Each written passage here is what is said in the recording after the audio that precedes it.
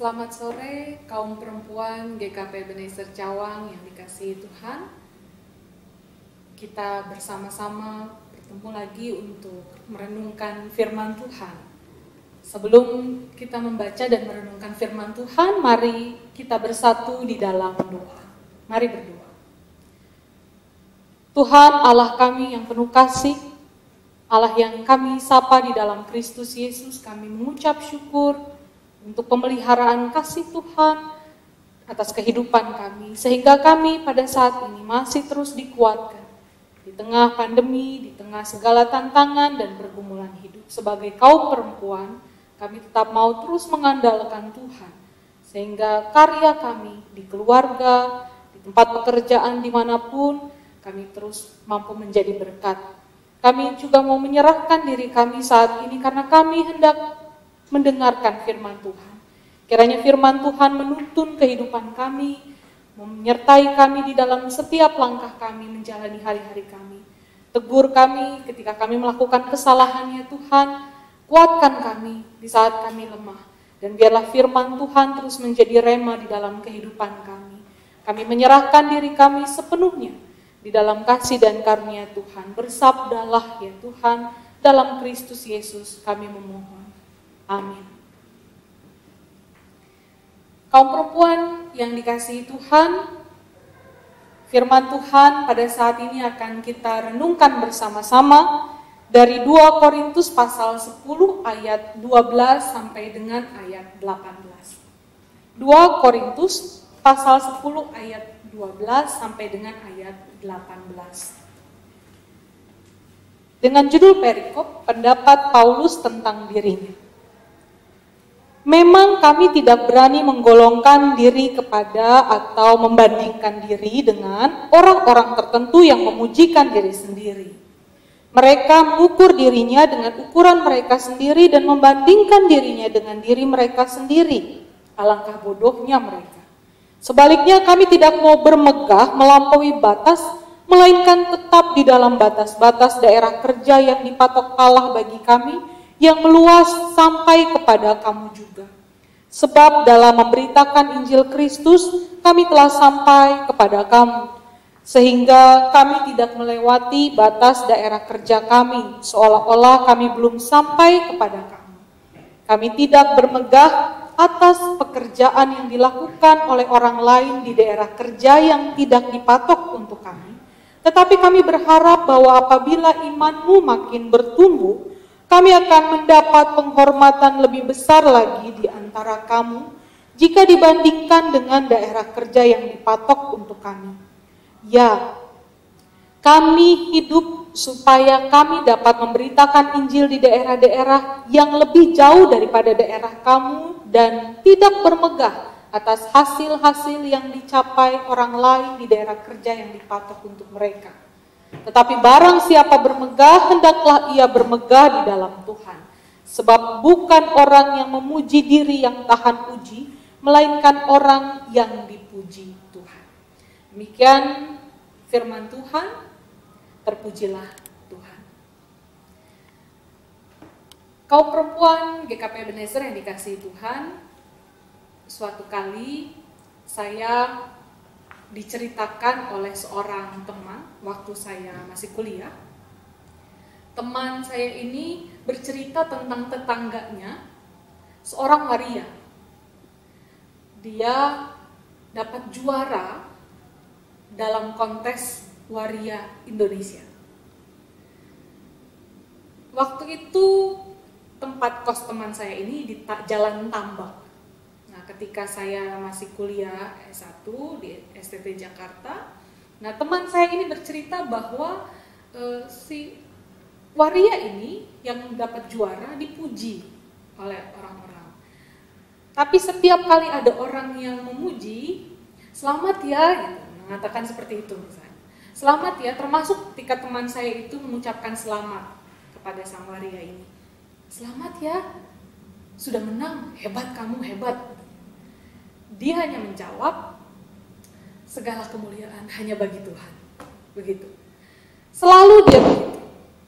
Memang waria ini dia beragama Kristen, dan setiap kali dia disampaikan ucapan selamat, selalu dia mengungkapkan kalimat itu. Ini hal yang menarik buat teman saya, termasuk juga buat saya yang mendengar cerita itu. Bahwa meski dalam kondisi atau dalam status dia yang seringkali dipandang rendah oleh kelompok masyarakat di Indonesia terutama, dia tetap mau menunjukkan bahwa pujian itu seharusnya memang ditujukan hanya untuk Tuhan. Jadi kalau memang pujian itu diberikan kepadanya, itu semata-mata untuk memuliakan Tuhan. Nah, ibu-ibu kaum perempuan yang dikasihi Tuhan, ada banyak orang yang senang memang dipuji. Tapi sebetulnya dari mana standar pujian itu? Misalnya standar kecantikan, dipuji karena cantik. Ibu-ibu yang punya anak perempuan bisa seringkali juga memuji anak perempuannya, tapi pujiannya bentuknya seperti apa? Karena kalau bicara soal kecantikan saja misalnya, ada standar atau nilai-nilai kecantikan di setiap daerah, setiap wilayah, setiap negara itu berbeda-beda. Jerman misalnya, kalau yang cantik itu yang rambut pirang, wajahnya berflek gitu. Ibu-ibu tahu kan ya, flek itu freckles sebetulnya kalau istilah bahasa Inggris itu. Jadi kayak ada flek di wajahnya begini, merah atau hitam begitu. Buat mereka orang Jerman itu bagus. Bahkan dulu sempat tren kecantikan, dibikin flek begitu, dibikin fleckless. Tapi kemudian di daerah Myanmar ada kaum perempuan yang cantik itu, cewek-cewek yang cantik itu adalah yang lehernya panjang, makanya dipakai hiasan begitu supaya lehernya bisa lebih panjang, dijenjang gitu. Nah, standar kecantikan beda. Kalau di wilayah orang barat, orang Eropa senang sekali dengan warna kulit yang eksotis, the tanning bahkan begitu. Karena buat mereka kalau warna tanning itu kecoklatan itu berarti mereka yang orang kaya gitu, karena punya waktu untuk berjemur. Sedangkan kalau orang yang bekerja di sana lebih di rumah saja lalu tertutup begitu, atau lebih tidak terlalu terawat, tidak punya kesempatan untuk pergi ke luar negeri ke daerah yang iklimnya tropis begitu. Kalau orang kaya bisa ke luar negeri. Orang Asia memandang bahwa yang kulitnya putih itu nilai atau standar kecantikan. Nah, beda-beda. Tapi tentunya yang seperti ini tidak boleh kita pakai standar atau nilai tertentu dipasangkan kepada orang lain dengan sembarangan, dengan seenaknya. Itu juga yang dilakukan oleh Rasul Paulus, dan itu juga yang menjadi pesannya kepada jemaat di Korintus. Rasul Paulus memandang bahwa dia tidak boleh memberi nilai kepada dirinya sendiri dan juga kepada orang lain dengan sembarangan.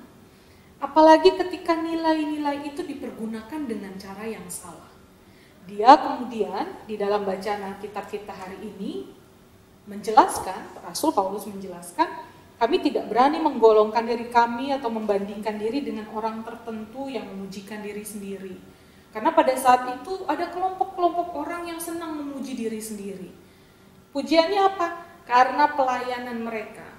Nah, di jemaat Korintus, Rasul Paulus memberi pesan bahwa ada kelompok orang yang memberitakan Injil, yang melakukan pelayanan di wilayah yang lain gitu. Jadi tidak fokus di satu tempat, pergi ke sana sini. Tujuannya untuk apa? Pamer, cari nama, popularitas, supaya dikenal orang banyak. Tapi pekerjaan pelayanan mereka tidak tuntas, tidak fokus, tidak benar-benar baik. Sehingga itu yang menjadi gambaran Rasul Paulus ketika menjelaskan kepada jemaat di Korintus bahwa setiap orang sebaiknya tidak mencoba untuk mengukur dirinya sendiri berdasarkan nilai-nilai tertentu. Apalagi nilai itu dia sendiri yang bikin. Misalnya juga ketika nanti akan ada pergantian pengurus atau personil Komisi Perempuan di KPI Ebenezer Cawang. selamat melayani kepada calon pengurus atau personalia komisi, tapi juga terima kasih untuk pelayanan ibu-ibu yang mau terlibat selama periode pelayanan selama ini. Tapi yang terpenting adalah memang setiap pelayanan kita jangan diukur untuk membanding-bandingkan antara periode pelayanan yang satu dengan periode pelayanan yang lainnya. Itu tidak baik. Itu sama seperti kalau kita memberi penilaian kepada anak pertama dengan anak kedua misalnya. Lalu bilang, kamu tuh harusnya contohin tuh kakakmu, atau kayak adikmu tuh rajin belajar. Kita tidak bisa sebetulnya memberikan penilaian-penilaian seperti itu. Setiap orang pasti punya kemampuan masing-masing. Nah, Rasul Paulus memberikan penjelasan begini. Sebaliknya di ayat 13, kami tidak mau bermegah melampaui batas, melainkan tetap di dalam batas-batas daerah kerja yang dipatokkan Allah bagi kami. Artinya, Rasul Paulus memahami setiap orang punya kemampuan, talenta, dan dengan kemampuan dan talenta itu, Allah sebetulnya sudah punya rencana untuk menempatkan seseorang di bagian mana, di bagian mana, di bagian mana berdasarkan talenta itu. Nah, dengan hal itu, maka fokuslah pada talentamu itu, pada wilayah pelayananmu, wilayah kerjamu, pada apa yang menjadi karuniamu, dan biarlah selanjutnya Tuhan yang menilai. Kalau kita bekerja, kalau kita melayani berdasarkan kemampuan diri kita sendiri, lalu kita menilai diri kita dan menganggap diri kita lebih hebat dengan nilai kita sendiri, itu keliru. Yang terpenting adalah Allah sendiri yang menilai kehidupan pelayanan kita. Ibu-ibu terutama yang menjadi pengurus kemarin gitu ya, di periode pelayanan yang akan berganti ini, yang kemudian baik itu yang turun atau yang lanjut begitu, mau lanjut di komisi yang sama atau di tempat yang pelayanan yang berbeda, mari kita terus fokus pada pelayanan, tapi jangan mengejar nilai, jangan mengukur dengan nilai-nilai kita sendiri dan menganggap bahwa pelayanan kita sudah lebih sempurna, sudah lebih baik daripada yang lain. Padahal kehidupan ini juga terus berkembang, berproses. Dan seperti handphone misalnya. Dulu handphone itu tebal, gede, lalu kemudian lama-kelamaan jadi makin kecil, makin tipis, makin canggih gitu. Segala sesuatu ada di situ, kamera ada, sekarang kita mau bayar aja juga bisa pakai handphone aja, nggak perlu pakai dompet, nggak perlu pakai kartu ATM, bahkan sudah sebegitu canggihnya. Terus dunia ini berputar terus, berkembang terus, begitu juga dengan pelayanan. Maka biarlah segala sesuatu yang menjadi bagian dalam perjalanan hidup kita, kita jalani dengan fokus saja pada apa yang perlu kita lakukan. Tinggal kalau orang lain mau menilai dengan standar mereka, biarlah itu seperti yang Waria tadi yang saya ceritakan, kita kembalikan untuk Tuhan. Segala kemuliaan biarlah untuk Tuhan, bukan untuk kita. Karena yang terpenting adalah segala sesuatu yang kita kerjakan menjadi berkat bagi orang lain. Mau ibu-ibu saat ini memasak di rumah, biarlah itu menjadi penilaian untuk kemuliaan Tuhan, jadi berkat bagi keluarga, bukan sekedar kemudian kita menuntut dipuji-puji oleh pasangan, oleh anak-anak, lalu kita menuntut segala sesuatu dari mereka. Aku kan sudah kasih ini, aku kan sudah lakukan itu. Lakukan saja, biar Tuhan yang kemudian menilai. Semua berkat pasti akan Tuhan nyatakan kepada setiap kita kaum perempuan, termasuk juga pelayanan kepengurusan, komisi pelayanan perempuan. Biarlah segala sesuatu yang telah ibu-ibu lakukan sebagai pengurus juga ke depan kita kembalikan buat Tuhan, baik yang telah dilakukan ataupun yang akan melakukan pelayanan ini. Segala sesuatu biarlah Tuhan yang menilai dan kita kembalikan untuk kemuliaan Tuhan. Kiranya Tuhan terus menuntun kita, kaum perempuan, untuk tetap hidup berdasarkan nilai-nilai dari Tuhan, bukan dari nilai yang dibuat oleh manusia atau oleh diri kita sendiri. Tuhan memberkati ibu-ibu semua, kaum perempuan GKP Ebenezer Cawang. Amin. Mari ibu-ibu yang terkasih, kaum perempuan GKP Ebenezer Cawang, kita bersatu di dalam doa, kita menaikkan syafaat kepada Tuhan, dan kita akan mengakhirinya dengan mengucapkan doa Bapa kami bersama-sama. Mari kita berdoa. Kami mengucap syukur ya Tuhan, karena kami hidup sampai dengan saat ini sebagai kaum perempuan dengan nilai-nilai yang Tuhan berikan sendiri kepada kami. Tapi kami mohon ampun jika dalam kehidupan kami seringkali kami menilai orang lain, menilai segala sesuatu berdasarkan standar yang kami buat sendiri. Tuhan, biarlah kami fokus pada apa yang menjadi tugas dan tanggung jawab kami, dan kami menjadikan itu bagian dari pelayanan untuk memuliakan nama Tuhan. Karena sebagaimana Rasul Paulus mau terus menunjukkan bahwa setiap orang punya talenta, punya wilayah pelayanan masing-masing, biarlah itu juga menjadi bagian dari karya Tuhan yang memperlengkapi setiap orang dengan segala keunikan dan kekhasannya masing-masing, dengan talenta masing-masing. Maka biarlah Tuhan di dalam seluruh perjalanan kehidupan kami yang menjadi Tuhan ciptakan sebagai kaum perempuan, kami boleh melakukan tugas pelayanan kami, pekerjaan kami, tanggung jawab kami sebagai perempuan dimanapun Tuhan menempatkan kami di berbagai sektor kehidupan. Sehingga biarlah juga hidup kami terus memuliakan Tuhan.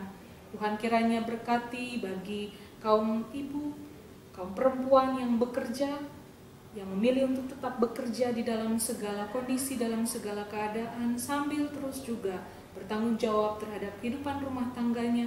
Tuhan kiranya tetap menjaga dan memelihara mereka.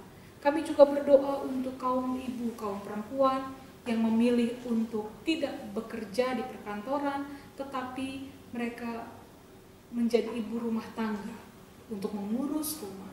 Biarlah Tuhan juga tetap memelihara mereka, memberikan mereka kesehatan, kekuatan, kasih karunia Tuhan untuk dapat menjaga kehidupan keluarga dengan baik. Tuhan juga kiranya berkati kehidupan kaum perempuan di dalam setiap pelayanan.